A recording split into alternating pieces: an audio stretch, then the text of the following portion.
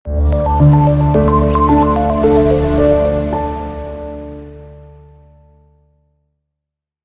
अस्सलाम वालेकुम dear viewers, मैं हूं Mohammad Madin. Computer science 9th class हम लोग डिस्कस कर रहे हैं न्यू बुक, और उसमें यूनिट नंबर 3 लेक्चर नंबर 31 में हम आज देखने जा रहे हैं के मैप विद 3 वेरिएबल्स।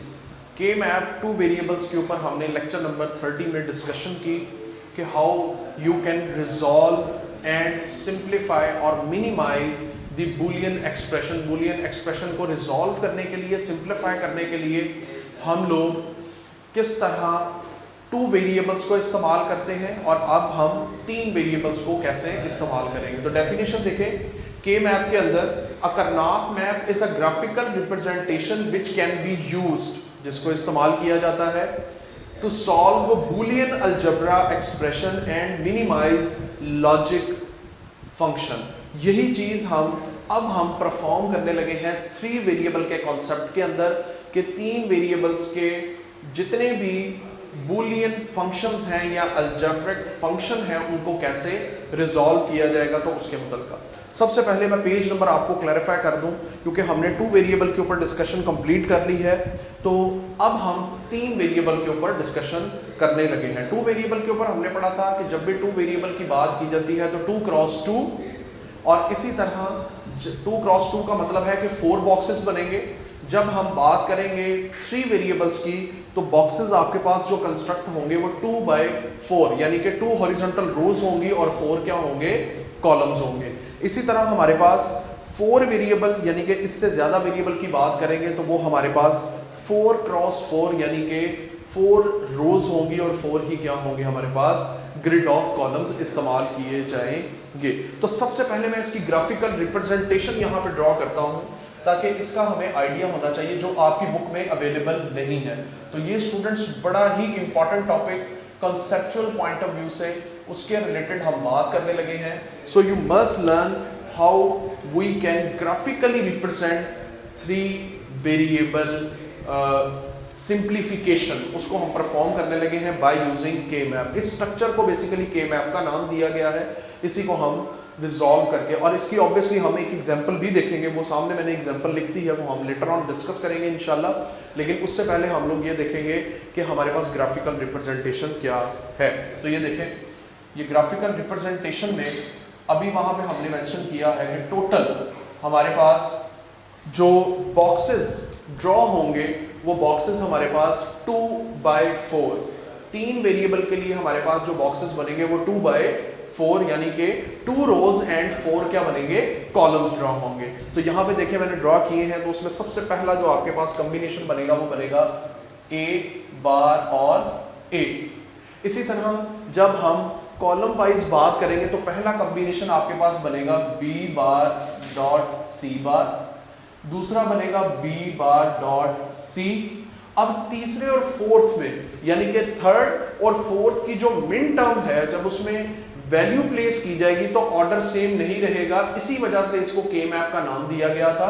तो यहां पे हमारे पास जो ऑर्डर बनेगा B डॉट C और B dot C bar. This is a interesting, ये बहुत ही इंटरेस्टिंग बात कि जब हम के मैप की सिंप्लीफिकेशन करते हैं तो उसमें टर्म्स को थोड़ा सा रिवर्स करके रिवर्स ऑर्डर में प्लेस किया जाता है। अब जब टर्म्स लिखेंगे तो टर्म आपके पास, आपको पता है कहां से स्टार्ट होती है, 0 से। तो यहाँ पे हमारे पास सबसे पहली m से रिप्रेजेंट करते हैं m0, जो दूसरी टर्म आपके पास लिखी जाएगी वो m1। अब यहाँ पे हमारे पास जो नेक्स्ट टर्म लिखी जाएगी वो m2 यहाँ पे प्लेस किया जाएगा, और m2 यहाँ पे नहीं प्लेस किया जाएगा, एक स्टेप छोड़ के, which means K map describe ये करती है term will be arrange according to their sequence, उसके सीक्वेंस के साथ उसको अरेंज किया जाएगा। तो ये आपके पास m2 और m3 यहाँ पे मेंशन, ये बहुत ही इंपॉर्टेंट कॉन्सेप्ट है कि जब हम के मैप की बात करते हैं तो उसमें किसी भी टर्म्स को रिजॉल्व करने के लिए जो ऑर्डर मेंटेन किया जाता है वो ऑर्डर भी के मैप का ही होगा। तो यहाँ पे ये देखें, टर्म m0 m1 m2 यहाँ पे और यहाँ m3 4। अब यहाँ पे हम सेम वही ऑर्डर m5 m4 m5 यहाँ पे आएगा m6 और ये लिखेंगे m7। तो ये टर्म आपके पास अकॉर्डिंग टू ट्रुथ टेबल भी जब हम ड्रॉ करेंगे तो उसके अंदर इन्हीं टर्म्स के सीक्वेंस को फॉलो किया जाएगा। तो अब हम इसका ट्रुथ टेबल कंस्ट्रक्ट करते हैं। तो ट्रुथ टेबल में हमारे पास जो टोटल वैल्यूज इस्तेमाल की जाती हैं वो यहाँ पे कितनी है, वो है 3 वेरिएबल।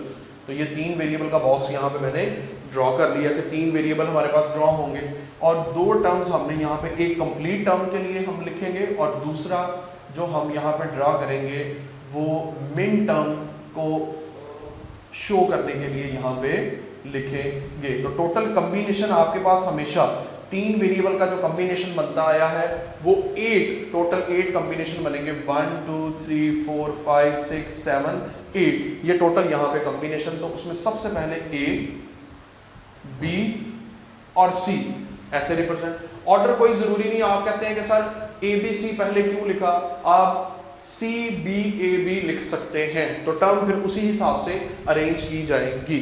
तो ऑर्डर के हिसाब से हमारे पास यहाँ पे 0 1 पहला जो कॉम्बिनेशन बनेगा 0 1 0 1 0 1। उसके बाद हमारे पास 0 0 1 1 0 0 1 ये, और लास्ट में हमारे पास जो कॉम्बिनेशन है वो 4 zeros एंड 4 1 यहाँ पे रिप्रेजेंट किए जाएंगे। अब टर्म्स के लिहाज से हम इसके टर्म को कैसे मेंशन करते हैं, तो सबसे ऊपर आप लिखेंगे कि हम how to mention min term, ये आ गया मिन टर्म, और ये बनेगा हमारे पास एक्सप्रेशन जो A, B और C को हम इस्तेमाल करके यहाँ पे लिखेंगे।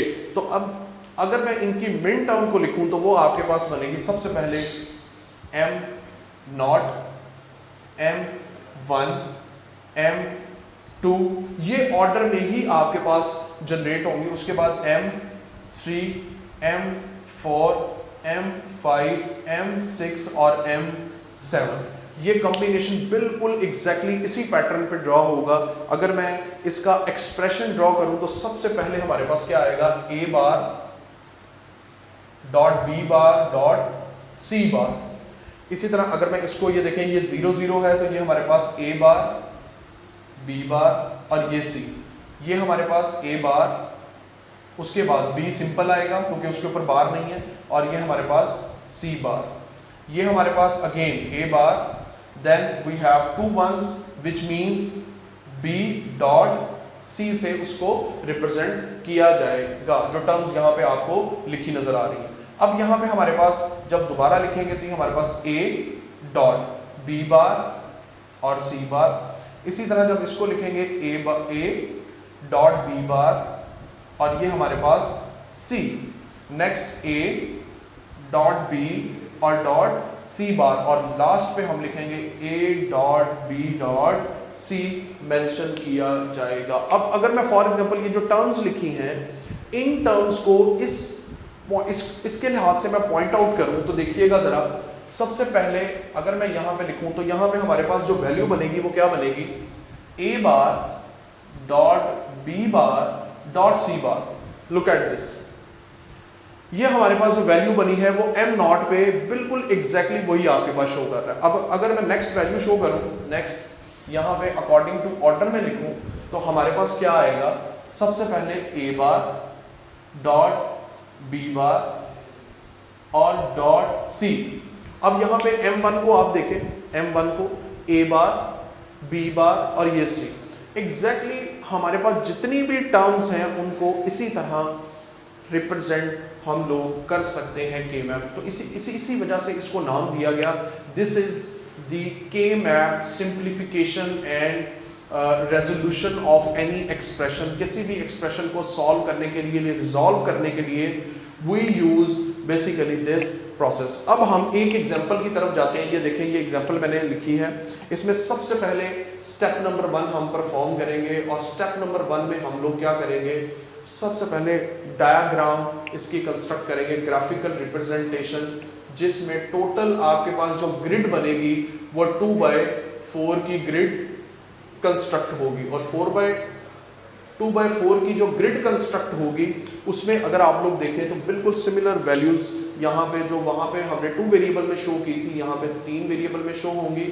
A बार A, यहाँ पे हम लिखेंगे B bar dot C bar, B bar dot C, B dot C and B dot C bar. ये हमने टर्म को यहाँ पे मेंशन कर दिया और अब हम इसकी ग्राफिकल रिप्रेजेंटेशन यानी कि ग्रुपिंग और लूपिंग की तरफ हम क्या करने लगे हैं, मूव करने लगे हैं। तो स्टेप नंबर 2 में अगेन इसी डायग्राम को कंस्ट्रक्ट किया जाएगा और ये देखें दोबारा उसी स्ट्रक्चर को मैं ड्रॉ करने लगा हूं और उस स्ट्रक्चर के अंदर आपके पास अगेन जो ग्रिड कंस्ट्रक्ट होगी वो आपके पास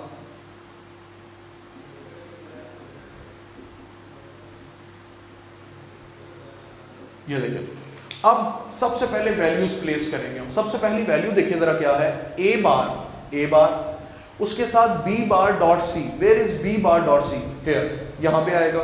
तो सबसे पहले हम यहां पे 1 मेंशन करेंगे, ये 1 मेंशन हो गया। इसी तरह हम नेक्स्ट वैल्यू देखेंगे A dot B bar dot C, A, उसके बाद हमारे पास B bar dot C, B bar dot C, यहां पे 1 प्लेस किया जाएगा। और उसके बाद है ए, ये ए आ गया और उसके बाद बी डॉट सी बार, ये यहाँ पे टर्म क्या होगी, मेंशन होगी। ये मैंने यहाँ पे टर्म मेंशन। ग्रुपिंग का जब हमने कॉन्सेप्ट डिस्कस किया तो मैंने आपको 2 वेरिएबल की ग्रुपिंग का कॉन्सेप्ट बताया था कि हम ग्रुप हॉरिजॉन्टल बना सकते हैं या वर्टिकल ड्रॉ कर सकते हैं। ये 2 ही पॉसिबिलिटीज हैं जो आप कर सकते हैं। तो यहाँ पे भी ऐसा ही कॉन्सेप्ट है, लेकिन यहाँ पे हम अगर आप डायगनली भी ग्रुपिंग करना चाह रहे हैं तो डायगनली भी हो सकती है, लेकिन यहाँ पे जो फिलहाल जो कॉन्सेप्ट बन रहा है उस कॉन्सेप्ट के मुताबिक सिर्फ एक ही ग्रुप कंस्ट्रक्ट हो रहा है और वो ये, दैट्स इट। अब ये टर्म सिंपल ही रह जाएगी, ये एज इट इज ही रहेगी।